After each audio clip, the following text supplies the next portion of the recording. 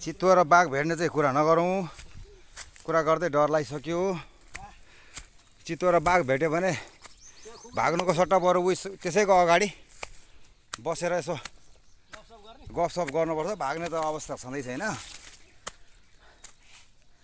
बरु त्योसँग यसो गफ गरेर लडाइँ गऱ्यो भने केही छैन, बाँचिएला। भाग्न थाल्यो भने तलतिर पुगिन्छ एकैचोटि। पहिले यो गाउँमा गाई गोरु चराउने मान्छे हामी। भरे यति मिठो निलो लाग्छ। 3 बजे बाइकको यात्रा। यो के हो यो? औ जे पाए त्यही नखाउनु यार, मर्दैन के? मरिहाल्यो भने त सिधै नि फेरि यहाँबाट कहाँ मैले बोकेर लान सक्दिनँ। यो चिज तपाईँ गेडा आउँछ होइन, यसलाई माटो हालेर कुटेर अनि माछा मार्न लान्छ। अनि त्यस्तो केटा खायो तिमीले? विष माछाको विष। लु बाटो साटो छैन, यस्तोमा चढ्नु पर्ने। आगो साउन्ड यो डाँडा साल भाँचेको छ। खै बाबियो समातेर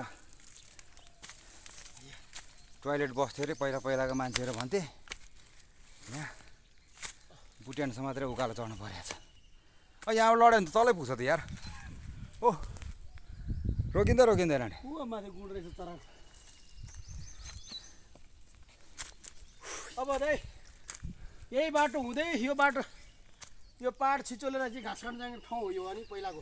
अनि अरे घाँस बोकेर त कसरी आउँथ्यो होला यार? आउँथ्यो यार मान्छेहरू। यो पनि खान्छ रात बिछे, यो रात बिछे नि खान्छ। हो हिजो मात्रै कुरा गरेको थिएँ यसको यार मैले। ओहो यहाँ पनि छ टन्ने। यो चाहिँ के हुन्छ नि? यसको भित्रको खान्थ्यो कि पाक्यो भने गुलियो हुन्छ नि, गुलियो हुन्छ। कालो हुन्छ। बाँदरले पनि खान्थ्यो कि? हामीले चाहिँ के मगर मोजे के भन्थ्यौ? मगर मोजे तामाङ भाषामा खोइ के भन्थ्यो? यहाँ त झन् नफुटेको रहेछ दामी हो। यो बोकेर जाने छ नि यहाँ बास्ना आएको यार। यसको त बोटै यतैतिर छ क्या, त्यही भएर।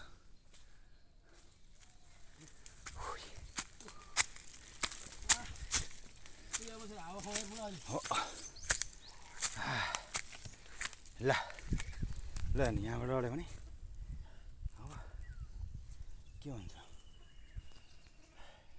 बेलको गाडी त लड्केर बसेको छु।